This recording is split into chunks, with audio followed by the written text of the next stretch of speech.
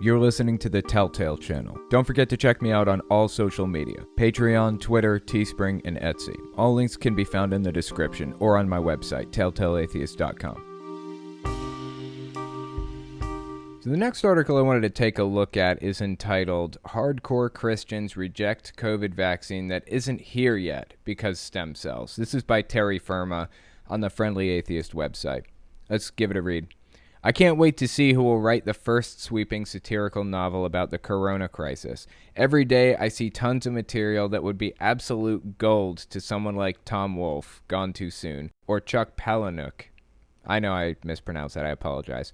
Today's novel-worthy WTF moment is brought to you courtesy of Christian factions who are already up in arms about a future coronavirus vaccine. Here's a quote. "As universities and pharmaceutical companies race to put out the first COVID-19 vaccine, some sectors of the religious right are gearing up to fight it based on tenuous ties to what they call the abortion industry," oh my God, "and a biblical teaching about the mark of the beast." People are nutcases sometimes. Seriously. This is nuts. LifeSite News, a Catholic anti-abortion website, has gathered more than 350,000 signatures, 400,000 as I write this, on a petition protesting mandatory coronavirus vaccination orders, none of which have actually been issued. We see the usual Alex Jones-type dross about how COVID fears may lead to the implementation of some hidden agenda of governmental as well as non-governmental bodies. But the real sticking point is the stem cells of literally just two, fetuses that were legally aborted more than half a century ago. One of the vaccines under development is said to contain infinitesimal amounts of DNA grown from those cells, and that's an immediate hard no from the so-called pro-life crowd. The LifeSite petition says that it is neither hot nor cold about any particular coronavirus vaccines produced without such moral problems. This is one area where such hardcore papists are actually more Catholic than the Pope. So this is an interesting point. A long time ago when vaccines were young, when the science of vaccines was young, we used stem cells to produce some of those vaccines. Now, we don't need the stem cells anymore for certain specific vaccines, for example. But the fact that the research came from stem cells at all is enough for people to call it, for Christian extremists to be like, okay, that's it. No, I'm not taking it. It's a huge problem. It's like, how far down the rabbit hole do you want to go? We could go pretty far down the rabbit hole.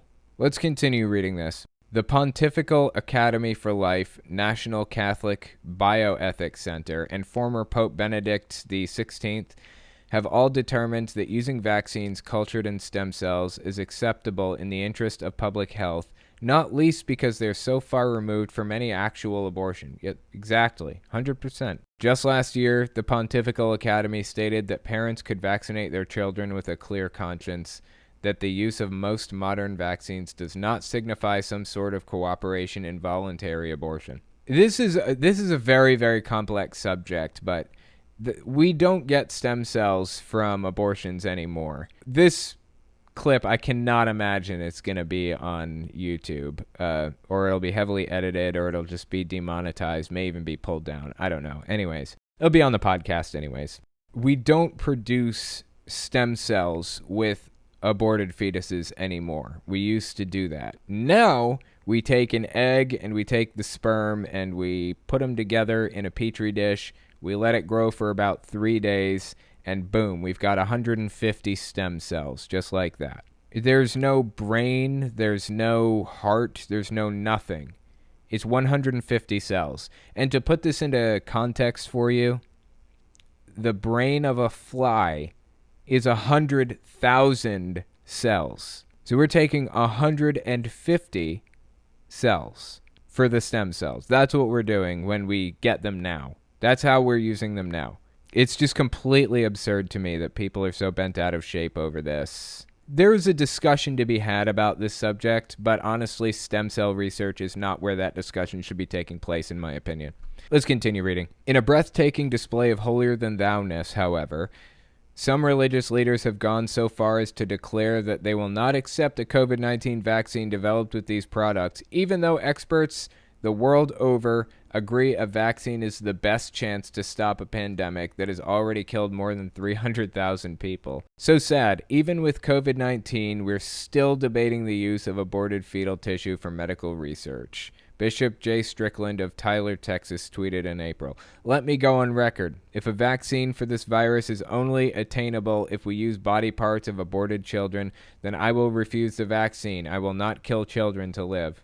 I'm hoping Terry Firma has something more concrete than me to say on this because I am left speechless. But he's apparently fine with spreading the virus and killing others. Now it's a game of one-upmanship, obviously, expressed mostly through the number of capital letters each motor mouth is prepared to expend on proving his commitment to the cause. Deacon Keith Fournier, founder of the Common Good Foundation, tried to convince his Twitter followers this week that some COVID-19 vaccines are being made using body parts from unborn babies. "I guarantee I and any other pro-life Catholic and any other true Christians will never use such a vaccine. Never, never," he wrote. Pretty sure that if youthful cells could be harvested from long-dead, burned witches, these gentlemen would have no overriding moral issues. I agree. They would almost certainly be fine with it if these were witches that were burned at the stake. "We strongly urge our federal government to ensure that fundamental moral principles are followed in the development of such vaccines. Most importantly, the principle that human life is sacred and should never be exploited," the letter says. "We've seen in recent weeks just how sacred human life is to people like these." Ultimately, when it all boils down to it, it's not about how sacred human life is. It's not about caring about unborn children or any of that other stuff. Somebody I know has been saying recently that the pro-life crowd isn't really pro-life. They are pro-birth. And I think that's a pretty on-point comparison. The doctor in my Discord's has mentioned this to me. They're not pro-life, they are pro-birth, because they don't give a shit about people after the baby is born. They only care about taking rights away from people. That's it. The moment that baby is out and actually a human being, they will do anything they can to cripple them from birth. They will take the mother's ability to feed the child away by taking away food stamps, and they'll take away any possible welfare program. They'll limit how many people can be on Medicaid. Anything they can do to cripple people from the start and put it in the pockets of the rich, they'll do it. I mean, look at how much money they contributed to giant corporations during the bailout of the pandemic. And look at how much money they invested in food stamps during that time. Look at the disparity between the two numbers.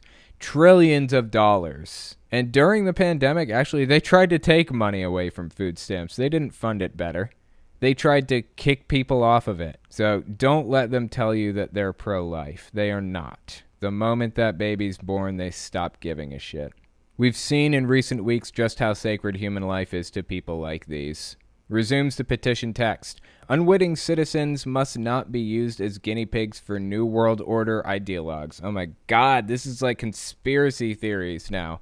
Or big pharma in pursuit of a vaccine and profits, which may not even protect against future mutated strains of the coronavirus. Or it may.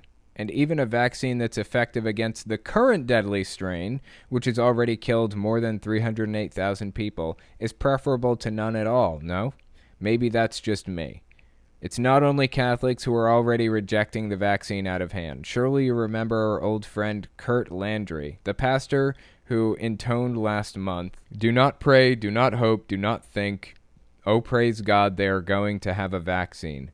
That vaccine is from the pit of hell. Do not pray for those vaccines and do not take the vaccine. These vaccines are going to be coming. They are not going to be good. They're not good for you physically and spiritually. They're a setup for what shall come later." I don't get it. I don't understand. What's coming later? Why aren't they good for you? I'm not getting. I feel like these people don't know how vaccines work mostly. And that's probably why they're so against them. At this rate, after the toilet paper shortage, I think we may soon see shelves emptied of tinfoil. If there's an all-powerful God, he sent us not only the coronavirus, but also these bellowing buffoons who sneer at solutions.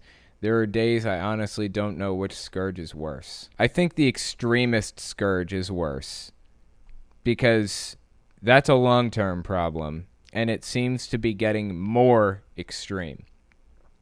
This vaccine, or the pandemic issue that we're dealing with right now, in 2 to 10 years, it'll be over.